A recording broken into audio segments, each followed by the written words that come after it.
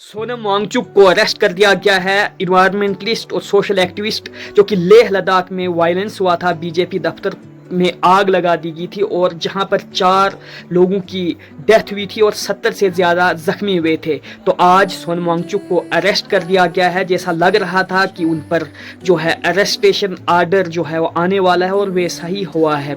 और उनके अलावा उनकी जो फंडिंग इंटरनेशनल लेवल से आती थी उन NGO को बंद कर दिया गया है। वाक़ा कल हुआ क्या था उस बारे में हम करेंगे बात।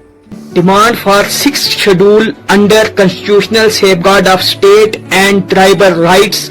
उस वक्त तशद्दुद के वाक़ात पेश आए जब लगातार 13 दिन से हंगर स्ट्राइक थी, लेकिन 14वें दिन 11:30 पर उस वक्त हालात कशीदा हो गए जब जेनजीज स्टूडेंट्स ने कल बीजेपी दफ्तर में आग लगा दी और गाड़ियों में आग लगाकर गाड़ियों को खत्म कर दिया। हालात उस वक्त कशीदा हुए जब लगातार 13 दिन से हंगर स्ट्राइक थी, जो उनके लीडर इन्वायरमेंटलिस्ट सोनम वांगचुक की हंगर स्ट्राइक थी। वायलेंस होने के बाद ये रिपोर्ट आ रही है कुछ लोगों की जो है डेथ्स हुई हैं और उसके बाद 163 BNSS वहां लगा दिया गया है। कल 11:30 बजे वायलेंस उस वक्त क्रिएट हुआ जब लगातार 13 दिन से सोनम वांगचुक की हंगर स्ट्राइक थी।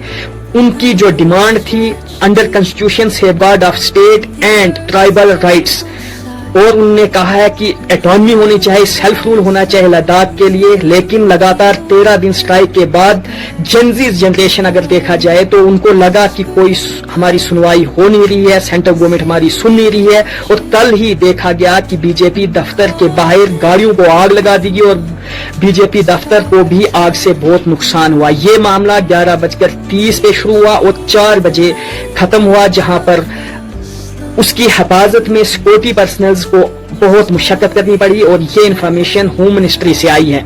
हालांकि अगर देखा जाए तो लेह लद्दाख वालों की लगातार डिमांड है, जब 2019 में वहां पर लेजिस्लेचर भी नहीं है और उसके बाद लगातार सोनम वांगचुक की ये डिमांड है कि स्टेट होनी चाहिए। इससे हमारा कल्चरल, हमारा इन्वायरमेंट और हमारा जो ट्राइबल पहचान है वो बचे रहेगी। और अगर ऐसा नहीं हुआ तो हमारी पहचान, हमारा कल्चर, हमारा इन्वायरमेंट जहां लगातार माइनिंग हो रही है इसको बहुत नुकसान हो रहा है और खत्म हो जाएगा, हमारी सारी पहचान खत्म हो जाएगी इस वजह से। लेकिन कल एक पीसफुल स्ट्राइक करते करते लगातार 14वें दिन वायलेंस क्रिएट हो गया और वहां पर सेफ गार्ड के लिए प्रिकॉशनरी तौर पर सेक्शन 163 BNSS लगाया गया, जहां पर अब 4 से 5 या उससे ज्यादा लोगों को एक साथ इकट्ठा होने की इजाजत नहीं है। हालांकि सेंटर की तरफ से भी आया कि हम इस पर बात करेंगे, लेकिन अपोजिशन जो है वो लगातार इस वक्त बीजेपी पर सवाल उठा रही है। और उसके अलावा chief minister Jammu Kashmir honourable Omar Abdullah ने भी कहा है कि आई ओपनर है